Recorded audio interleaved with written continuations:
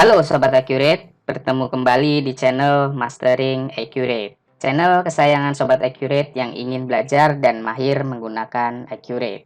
Setelah pada video sebelumnya, Sobat Accurate sudah mencoba mencatat alur penjualan sederhana dari faktur penjualan, kemudian membuat penerimaan penjualan. Sekarang Sobat Accurate akan mencoba menginput alur penjualan yang lebih kompleks dari sebelumnya. Sobat Accurate akan mencoba alur penjualan yang dimulai dari penawaran, pesanan, pengiriman, faktur penjualan, hingga penerimaan penjualan. Tanpa berlama-lama lagi, kita langsung mulai prosesnya. Perlu diketahui bahwa alur penjualan yang akan kita bahas hari ini umumnya digunakan pada perusahaan yang proses bisnisnya sudah lebih kompleks dan memiliki bagian atau personil di setiap proses tersebut. Misalkan, penawaran diinput oleh salesman, kemudian pesanan oleh admin sales, pengiriman oleh bagian gudang, faktur oleh bagian piutang, dan penerimaan oleh bagian finance. Kita mulai dari penawaran penjualan. Proses ini umumnya terjadi ketika salesman menerima permintaan dari pelanggan untuk barang-barang yang ingin diketahui harganya. Salesman dapat mencatat dari menu sales, kemudian sales quotation atau penawaran penjualan. Pada bagian order by kita isi dengan nama pelanggan, kemudian quote number kita isi dengan nomor penawaran, lalu quote date kita isi dengan tanggal penawaran. Misalkan kita isi tanggal 2 September. Lalu pada bagian item kita masukkan barang yang dimintakan penawarannya oleh pelanggan. Misalkan adalah kulkas 1 pintu, diminta 2 unit kulkas 1 pintu. Selanjutnya save, dan jika ingin diberikan kepada pelanggan dokumen penawaran ini, maka kita bisa mencetak dari tombol preview, kemudian klik printer.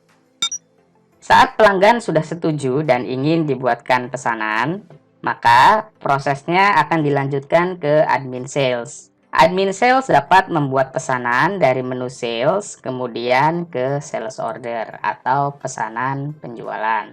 Kita isi pada bagian order by, yaitu nama pelanggan, kemudian kita lengkapi nomor pesanan, kemudian tanggal pesanan, misalkan tanggal 3.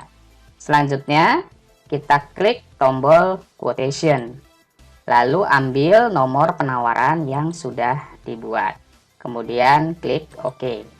Otomatis nama barang yang sudah dibuatkan di penawaran akan muncul di baris barang pada pesanan penjualan. Selanjutnya, kita dapat save transaksi, atau jika ingin mencetak maka klik tombol preview, kemudian pilih printer.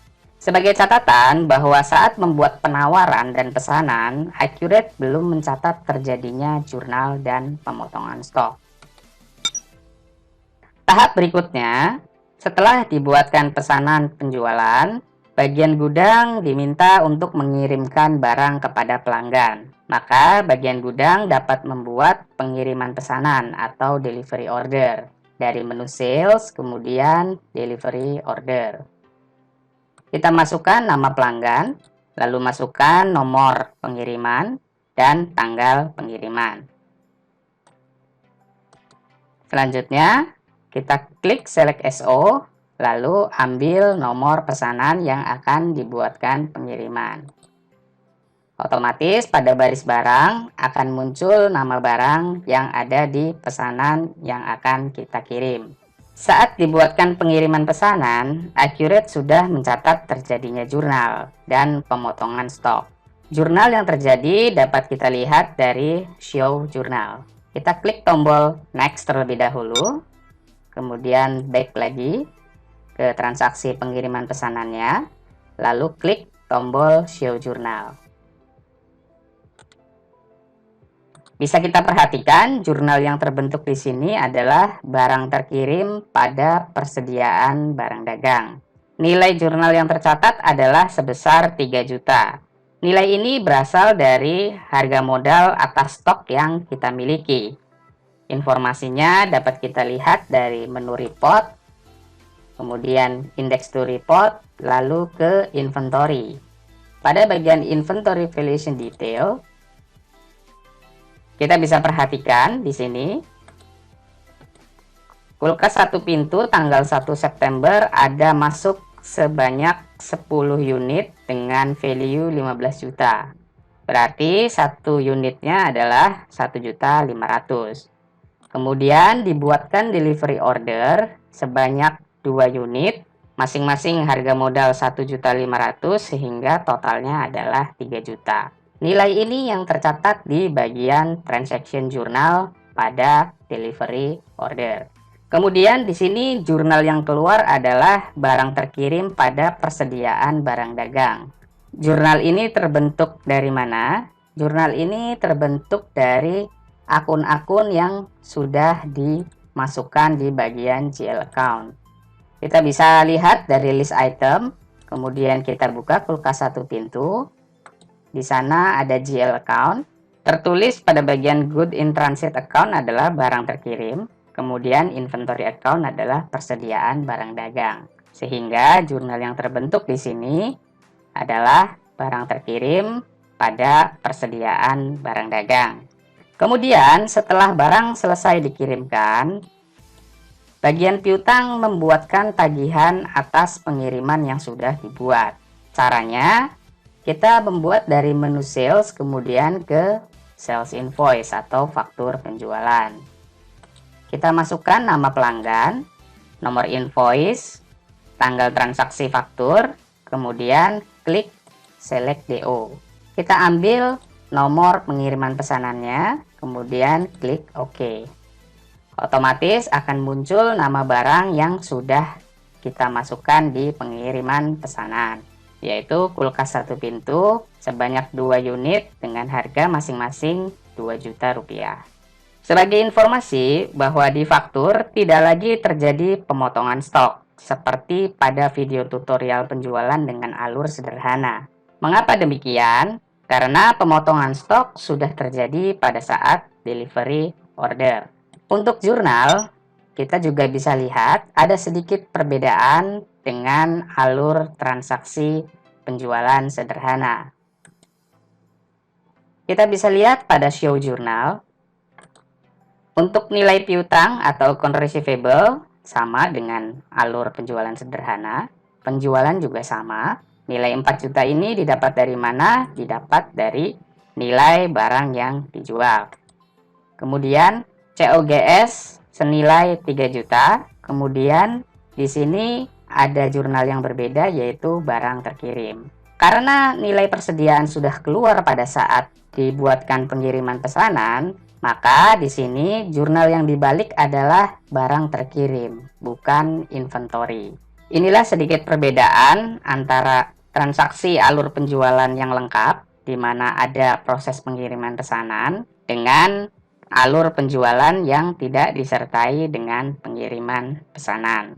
Nilai piutang yang terbentuk tadi juga kita bisa lihat dari menu report, kemudian index to report. Lalu kita bisa lihat pada bagian account receivable and customer.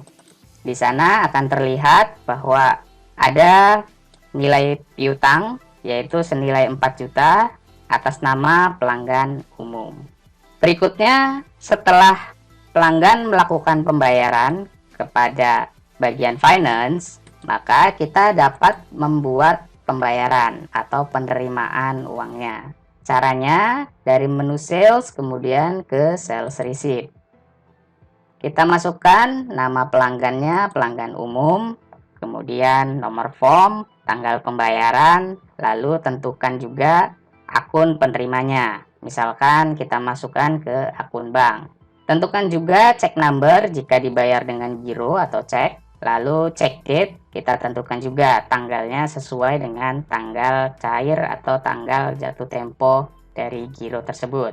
Selanjutnya kita centang paid atau bayar pada faktur yang akan dilunasi. Kemudian kita klik tombol recall atau hitung, lalu kita klik save and close.